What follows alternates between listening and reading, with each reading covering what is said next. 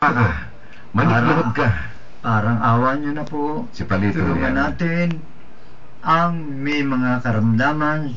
Ito pong konting tulong na ibibigay ninyo. 1,000 na lamang po. At magagamot na may sakit na nananawagan sa inyo lahat. Yeah. Kanya mga kaibigan, ang inyong kapatid Palito, nakikiusap at nagmamakaawa. Yeah. Please. Huwag kang lumuhod. Huwag kang lumuhod, Palito. Wala naman luluhuran din eh. Ako'y nakaupo eh. Akala ko nakaluhod ka. Oo, Kasi kanya. nagmamakaawa ka eh. Nagmamakaawa lang ako. Pero hindi ka nakaluhod, ha? Hindi ako nakaluhod. Palagi ko sa pamamagitan ng aking tinig, Yeah. mararamdaman nila ang hirap ng mga may kapansanan o may sakit sa gabing ito. Yan. Kailangan po namin ng konting tulong. Ako po ay hindi humihingi ng tulong dahil malaki na matagal na po akong patay. Nalabuhay lang. Nabuhay lang. Pero may pelikula ka, di ba? Katatapos mo palang gawin, di ba?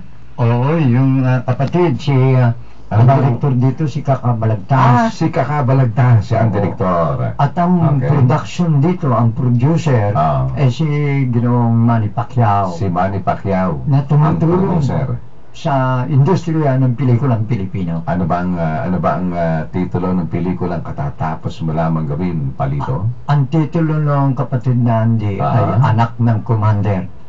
Hindi anak ni Palito. Ay, mali.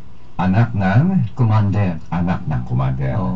Matsaka ako na ikukwento dahil baka malaman nila yan po pang film festival. Kakabalagtas. Kasama yata sa gumanap sa pelikula, nagtipid yata ng gusto si Kakabalagtas na ang direktor, siya pa yata ang artista, tama ba?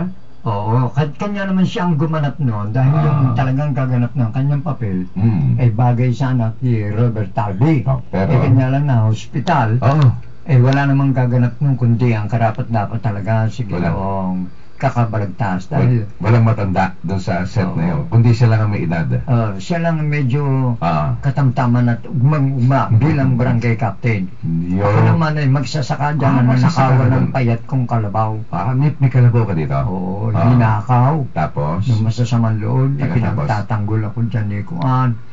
Ang pangalan ni Manny Pacquiao dyan ni Commander Edel. Commander Edel. Ano siya? Commander siya ng NPA? Pag ganun ba yun? Hindi. Ano siya? Commander siya ng nagbibigay ng magandang kinabukasan sa mahihirap na magsasaka. Ayun, pero hindi siya commander ng NPA doon? Hindi.